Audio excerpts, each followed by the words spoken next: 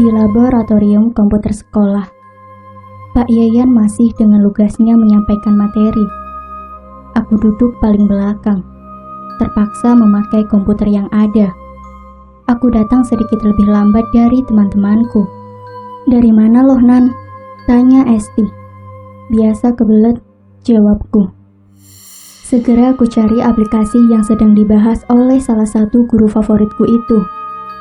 Pembawaannya yang santai, mudah dimengerti dan murah senyum adalah alasan kuat betapa aku memilih beliau sebagai guru favorit. Masih versiku tentunya, bukan versi sekolah, apalagi pemerintah daerah.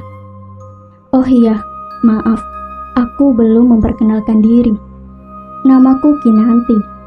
Panggil saja aku Kinan, Nan atau Ki. Begitu teman-temanku memanggil. Saat ini aku masih duduk di bangku sekolah menengah kejuruan. Aku mengambil jurusan rekayasa perangkat lunak. Selain karena hobiku berlama-lama di depan komputer, jurusan ini adalah satu-satunya jurusan yang memungkinkan seorang wanita untuk bisa masuk. Pak Yayan sedang menerangkan langkah-langkah membuat aplikasi, mudah-mudah rumit menurutku. Namun, dengan penyampaian padat dan jelas, sedikit banyak materi pembuatan aplikasi ini dapat aku cerna dengan baik. Aku menikmati sekali jam pelajaran ini. Sepertinya memang ada siswa yang masuk ke ruangan ini, tapi mengapa langkahnya tak terdengar? Apa aku terlalu fokus? Aku beranjak. Mataku memeriksa setiap sudut ruangan. Tak ada tanda-tanda kehidupan. Aku pun bergumam. Jelas kulihat pintu itu bergetar. Bahkan kunci yang menempel pun masih bergoyang sedikit kencang. Aku berkeliling, melangkah perlahan memeriksa setiap celah. Tak ada siapa-siapa. Siapa yang masuk ya? Aku berbicara pada diriku sendiri. Terlintas di pikiranku angin. Oh iya, angin. Mungkin saja itu angin, tapi angin apa yang bisa menggeser pintu berteralis itu? Kami para siswa kelas itu pun butuh tenaga lebih untuk membuka dan menutup pintu berlapis itu. Ah, bodoh amat. Masih banyak hal yang lebih penting dibanding menerka hal yang belum tentu. Aku kembali menghampiri meja komputerku, duduk manis dan melanjutkan eksplorasiku. Coba buka folder yang di-head. Sebuah suara membisiki telinga kananku. Lalu suara itu menuntunku menemukan folder yang dia maksud. Ketemu. Loh. Aku mencoba mencari orang yang membisikku tadi. Tak ada siapapun di sampingku. Di dalam ruangan hanya ada aku seorang. Semula kukira suara itu bersumber dari orang yang masuk membukakan pintu tadi. Namun kembali aku tak begitu memperdulikannya. Aku menatap kembali layar komputer. Apaan nih? Benakku terpaku dalam tanya. Tepat di depanku, di layar komputer itu tersaji suatu hal yang menarik perhatianku. Sebuah aplikasi chatting. Aplikasi itu kubuka. Tampilannya cukup menarik, seperti Yahoo Messenger. Kalian ingat? Para siswa yang lahir 90-an pasti tahu aplikasi ini. Tertera di panel sebelah kiri aplikasi itu, seseorang sedang online. Simbolnya hijau. Aku tak dapat memastikan itu siapa, karena username-nya hanya bertuliskan no name.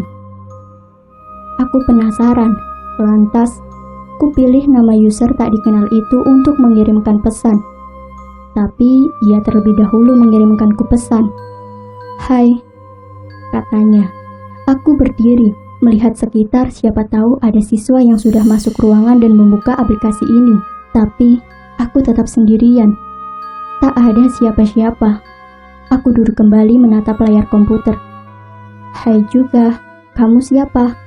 Aku membalas pesannya. "Aku Arya, aku sekolah di sini." "Kamu kelas apa?" Belum sempat aku menerima jawaban dari seseorang yang mengaku bernama Arya itu, lonceng sekolah berbunyi nyaring memekik telinga. Kebetulan lonceng itu bergantung di dekat pintu ruangan laboratorium komputer ini. Aku sedikit terkaget. Suara riuh langkah kaki beriringan kembali terdengar menggema. Teman-temanku segera memasuki ruangan, melanjutkan kembali pelajaran yang sempat terpotong waktu istirahat. Loh, kemana aplikasi tadi? Di layar komputerku, aplikasi tadi sudah tidak ada. Yang kulihat hanya beberapa baris icon aplikasi lain dan wallpaper khas Windows XP. Di panel bawah pada layar komputer pun bersih, tak ada aplikasi yang terbuka. Mumpung Pak Yayan belum kembali ke ruangan, aku menyempatkan untuk mencari keberadaan aplikasi itu. Aku penasaran dengan sosok Arya. Karena setahuku, aplikasi ini bersifat dua arah. Tidak akan mungkin akan terjadinya chat jika hanya satu orang yang mengaktifkan. Kutelusuri kembali folder yang tadi sempat kubuka. Tidak ada. Bukan hanya aplikasinya, bahkan folder itu pun raib bak dikubur hidup-hidup. Aku bingung dan terdiam sejenak. Apa mungkin tadi itu aku berhalusinasi? Rasanya tidak mungkin. Jelas-jelas aku membuka aplikasi itu dan sempat mengirimkan pesan kepada Arya. Namun akhirnya, lamunanku dipecahkan oleh suara lantang Pak Yayan. Ternyata ia sudah berada di meja guru. Pelajaran pembuatan aplikasi pun dilanjutkan. Kebingunganku akan kusimpan dulu. Jam pelajaran selesai. Ditemani Esti, teman baikku, aku masih berada di ruangan laboratorium. Tak lupa, aku meminta izin kepada Pak Yayan. Sebentar saja, aku masih penasaran dengan apa yang terjadi padaku tadi. Lo kenapa sih, Nan? Tanya Esti. Abis ini pelajaran Bu Wiwin, galak loh dia. Lanjutnya, bentaran doang, gue nyari sesuatu di komputer ini. Jawabku sembari menelusuri kedalaman perangkat lunak komputer itu. Nyari apaan sih? Esti memajukan badannya. Ah, nggak ada. Ayo kita ke kelas, pintaku sembari menekan tombol shutdown pada CPU. Kami beranjak, melewati beberapa meja komputer. Esti melangkah lebih dulu. Ia mematikan lampu ruangan. Apaan tuh? Ucapku kaget. Dari ekor mata kiriku, aku melihat bayangan seseorang berambut pendek, sedang duduk di samping meja komputerku. Kunyalakan lagi lampu ruangan, namun bayangan itu tidak ada. Padahal tadi, samar kulihat seseorang itu berambut cepak. Tubuhnya kurus sedang terduduk menghadap komputer. Ayunan, Bu Wiwinnya keburu datang. Kumatikan kembali lampu ruangan dan pintunya kututup perlahan. Aku tergesa-gesa memakai sepatu. Dasar Bu Esti, dia membuatku tak bisa fokus.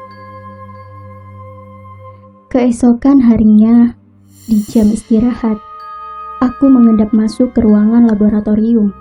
Kebetulan, ruangan belum dikunci oleh Pak Rahman. Diriku masih dilanda penasaran yang hebat. Aku membawa sebuah flash disk. Aku akan mencari aplikasi itu untuk kubedah lebih lanjut di rumah. Aneh sekali, hawa di ruangan ini hari ini berasa berbeda sekali. Walaupun lampu sudah kunyalakan, namun perasaan mencekam itu membuat bulu kuduku merinding. Aku tak merasakan ini kemarin. Sempat aku mengurungkan niatku, tapi rasa penasaranku mengalahkan semuanya. Hampir lemas aku menahan rasa takut. Kulangkahkan kaki dengan cepat menuju komputer yang kupakai kemarin. Kunyalakan ia dan segera mencari aplikasi itu. Ini ada. Berarti memang benar. Kemarin aku panik dan berhalusinasi karena kelas akan kembali dimulai. Segera kupindahkan aplikasi itu ke dalam flash diskku. Beres. Aku membungkukkan badanku. Kurai flash diskku dan kucabut ia dari colokannya. Ingin rasanya bergegas keluar dari ruangan ini. Mencekam sekali. Belum lagi, aku teringat dengan bayangan laki-laki berambut cepak di samping meja komputerku kemarin. Beberapa kali aku mengelus-elus bagian belakang leherku. Bulu-bulunya terasa berdiri semua. Lagi ngapain kamu? Sebuah suara mengagetkanku. Astagfirullah, Pak Rahman, ngagetin aja. Ini Pak, lagi mindahin data tugas. Aku tertawa malu melihatnya. Ruangan ini mau saya kunci, cepat keluar. Tegasnya, kumis tebalnya turun naik. Segera aku simpan flash diskku ke dalam saku. Buru-buru, aku keluar ruangan ini, cepat-cepat memakai sepatu dan bergegas masuk kelas. Yang terpenting, aplikasi itu sudah ada di tanganku. Bukan hanya tertarik ingin membuat aplikasi serupa. Bersamaan dengan itu, aku akan mencari tahu siapa Arya. Malam hari, jarum jam sudah menunjukkan dirinya di angka 10. Di kamarku, aku membuka laptop. Kupindahkan aplikasi yang siang tadi baru kudapat dari ruangan lab komputer. Kujalankan aplikasi itu dan terlihat Arya sedang online. Hai Arya, aku memberanikan diri memulai percakapan. Hai juga, dia membalasku. Kamu ini sebenarnya siapa? Tanyaku penasaran tanpa basa-basi. Aku Arya yang bikin aplikasi ini. Maaf, kamu guru di sekolah ini? Aku takut kalau ia adalah salah satu guru di sekolahku. Bukan, aku siswa, sama kayak kamu, balasnya. Ngomong-ngomong, aku gak kenal siswa yang namanya Arya loh di sekolah, tulisku. Aku bingung karena sejauh yang aku ketahui, aku tidak pernah mengenal nama itu di sekolahku. Oh iya, aku kelas 11 RPL 2, namamu siapa? Membaca itu aku tersentak, itu kelasku. Tapi aneh, aku sama sekali tidak mengenalnya. Sangat jelas aku mengenali semua siswa di kelasku. Tapi yang aku heran, tak ada di antara teman-temanku yang bernama Arya. Namaku Kinanti Radistia Anjani. Kamu benar siswa 11 RPL 2. Aku menulis sambil gelagapan. Iya benar, Pak Yayan kan guru aplikasinya. Astaga, dia pun mengetahui Pak Yayan. Aku benar-benar tidak mengenal siswa bernama Arya. Berusaha ku ingat betul nama itu. Siapa tahu, itu nama tengah atau nama akhir yang pernah kusadari sebelumnya. Belum juga ada jawaban yang menarangi kebingunganku. Layar aplikasi sudah menampilkan notifikasi pesan darinya. Wait, namamu juga nggak ada di kelasku. Aku langsung teringat satu nama. Oh iya, aku baru ingat. Kamu Deva Arya Satya kan? Jangan pakai acara nakut-nakutin segala deh Dev, nggak lucu tahu. Ketusku dalam percakapan itu. Bukan, namaku bukan itu, balasnya. Dengan cepat aku mengambil ponselku. Ku telepon Deva untuk memastikan bahwa orang di balik aplikasi ini memang dia. Ada apaan sih Nan, telepon malam-malam? Suara Deva terdengar malas di seberang telepon. Jangan nakut-nakutin gue dong, lo yang bikin aplikasi chat di lab sekolah kan? Aplikasi chat apaan? Lo tahu sendiri gue ndablek banget pelajaran itu. Pakai bikin aplikasi chat segala, mana bisa gue? Nada bicaranya meninggi. Lo serius Dev? Aku gugup sekarang. Ngapain gue bercanda? Lagian gue udah tidur kinanku yang cantik. Ganggu banget. Gue tutup ya. Sorry ngantuk banget. Ucapnya sembari menutup sambungan telepon. Tanganku gemetar mendengar perkataan Deva. Kulihat layar laptop. Notifikasi pesan itu ada lagi. Perlahan, kubuka isi pesannya. Siswa aneh yang mengaku bernama Arya di seberang sana memberitahuku sesuatu. Namaku Arya Panduwijaya, angkatan 2010. Aku salah satu siswa berprestasi di sekolah. Aku yang membuat aplikasi ini untuk perlombaan. Tapi belum sampai, aku sudah meninggal, tulisnya. Ya Tuhan, apa aku sedang berkirim pesan dengan hantu? Dahiku mengeluarkan keringat. Dadaku kembang kempis tak karuan. Aku ketakutan. Dengan sisa-sisa keberanian, aku mematikan laptopku. Layarnya menjadi gelap. Sialnya, aku lupa menyalakan lampu kamarku terlebih dahulu. Aku memang terbiasa tidur dalam keadaan gelap. Namun malam ini, aku tidak mau melewati malam dengan kegelapan. Kurai saklar lampu yang menempel di dinding dekat ranjangku. Sebelum jari-jariku menekan saklar itu, Sekilas, dari layar laptopku, aku melihat bayang seorang lelaki berambut cepak. Tubuhnya kurus, ia duduk tepat di sampingku menatap sambil tersenyum dingin. Tubuhku langsung lemas. Keadaan menjadi gelap gulita. Aku baru tersadar ketika aku dibangunkan oleh suara ketukan keras dari pintu kamar. Itu ibuku. Beliau selalu membangunkanku untuk sholat subuh. Ya, malam itu aku pingsan.